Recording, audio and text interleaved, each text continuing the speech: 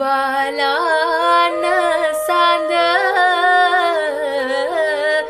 savige patiyo ar balana rana monarige patiyo ar balana kavi asna deviyo varam varam irasand devi atin varam varam varam mihika devi atin varam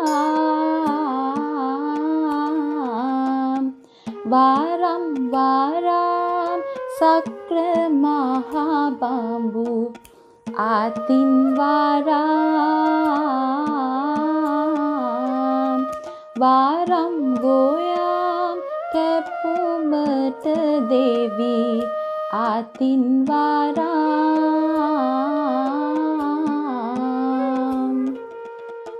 varalasa nilpahayenda adasand patunalinda tunagul bemasangalinda indunil nitdekina.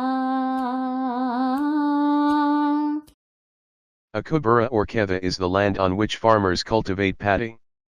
Rice is the staple food of Sri Lanka, and as such, paddy cultivation in Sri Lanka is given utmost importance in the agriculture industry.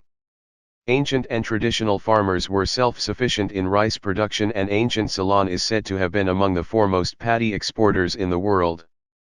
Paddy production in the country flourished during the reign of Sri Lankan kings, who fostered and nurtured production in various ways, including, most notably, the supply of water through the construction of large-scale irrigation tanks.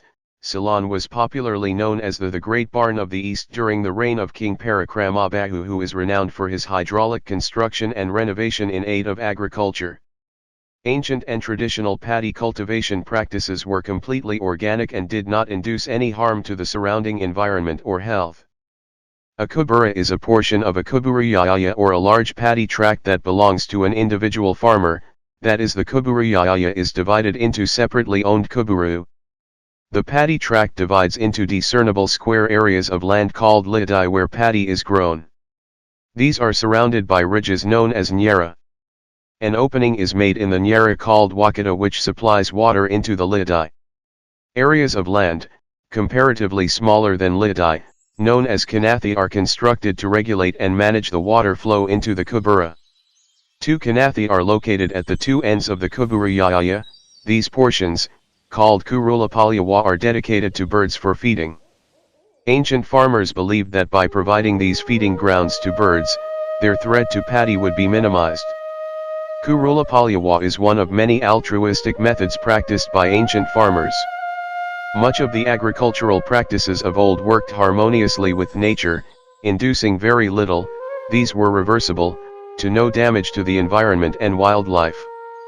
The process of harrowing and preparing land prior to paddy cultivation, which is done using a nagula, plough, and oxen. Sisama was performed ceremoniously during the reign of kings in a festival called Wapmagila. Many religious rituals were also observed by traditional and ancient farmers before harrowing commenced.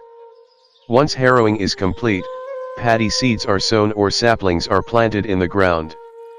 No chemicals or toxins were used to enrich the soil of paddy fields. Ancient and traditional farmers used manure, fallen leaves and decayed hay to fertilize their land. These organic fertilizers improved microbial activity in soil. The yield from this method of fertilization was high and absent of harmful toxins. Porogema is the process of leveling the paddy field with the use of oxen and a tool known as the porava. Porogema is generally done a few weeks after harrowing and fertilizing paddy fields.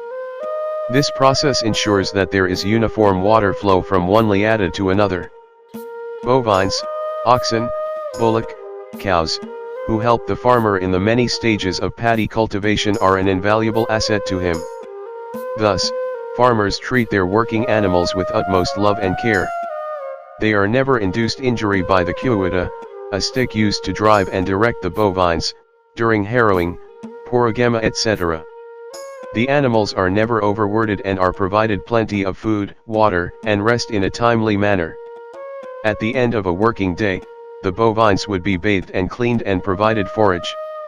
The animals are never employed the entire day, they are only worked around 5 to 6 hours a day, and are never worked under a harsh sun, this was especially during the day and at noon. They were even referred to lovingly using names such as Amma, mother, Appa, father, and Vahudaravu, calf children.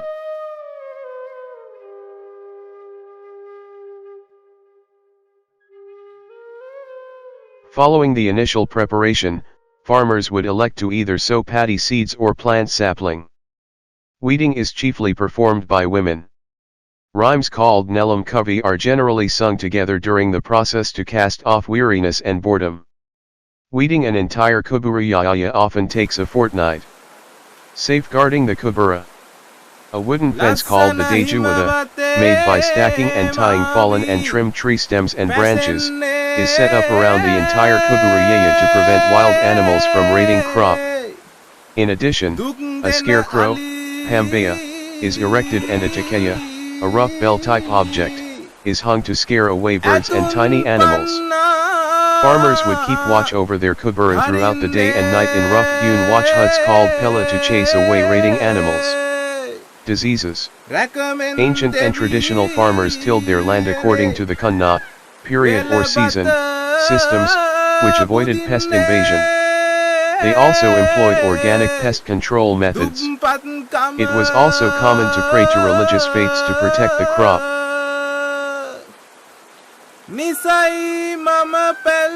To watch more of these valuable videos, click subscribe button, and join Stills and Moves.